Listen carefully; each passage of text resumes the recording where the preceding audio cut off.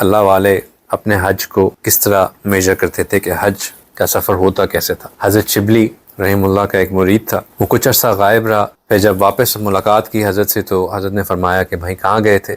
تو اس نے کہا حضرت حج کرنے گیا تھا۔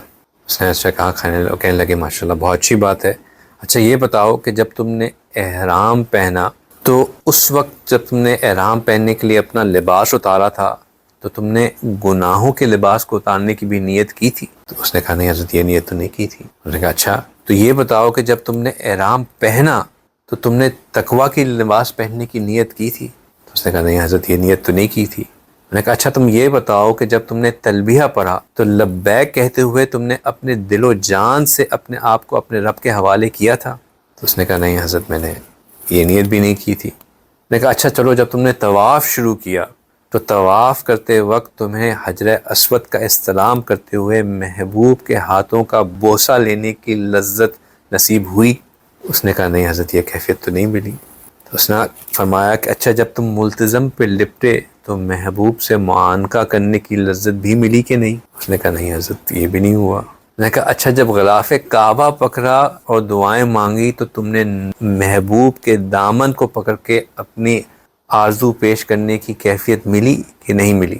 اس نے کہا نہیں حضرت یہ بھی نہیں ہوا۔ میں نے کہا اچھا جب تم رمل کر رہے تھے تو رمل کرتے ہوئے تمہاری کیفیت فروا الی اللہ کی تھی کہ نہیں تھی؟ میں نے کہا نہیں حضرت یہ بھی نہیں تھی۔ تو نے کہا اچھا جب تم عرفات میں پہنچے تو کیا تمہیں اللہ کی معرفت حاصل ہوئی؟ تو نے کہا نہیں حضرت ایسا بھی نہیں ہوا۔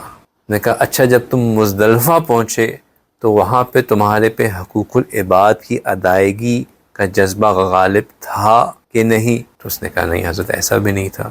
میں نے کہا جب تم منی میں آئے اور شیطان کو کنکریاں مار رہے تھے تو تم نے کیا دل میں شیطان سے پکی دشمنی کرنے کا ارادہ کیا کہ نہیں؟ تو اس نے کہا کہ نہیں حضرت ایسا بھی نہیں کیا۔ اس نے کہا اچھا جب تم نے قربانی کی تو کیا قربانی کرتے ہوئے تم نے اپنے اندر اپنی نفس کو بھی اللہ کے سامنے قربان کرنے کی نیت کی کہ نہیں؟ تو اس نے کہا نہیں حضرت ایسا بھی نہیں کیا۔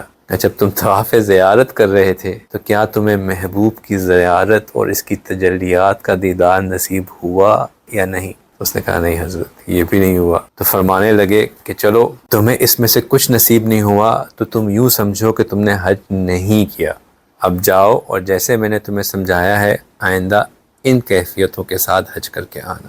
یہ کیفیتیں کیا ہیں؟ اس نے انہوں نے جتنی بھی ساری چیزیں پوچھی، اگر اس بندے نے وہ ساری چیزیں کی تو قانونی طور پہ اس کا حج ہو گیا، لیکن انہوں نے اس سے قانونی باتیں نہیں پوچھی، انہوں نے ان سے ساری جو باتیں پوچھی اس کا تعلق محبت سے تھا، جنونی محبت سے تھا۔ تو یہ جب ہم وہاں جائیں تو ہماری بھی یہ کیفیت ہو، ہمارے ذہن میں بھی یہ نیتیں ہوں، یہ سوچ ہو ہر عمل کے پیچھے کہ میں کس لیے یہ کام کر رہا ہوں۔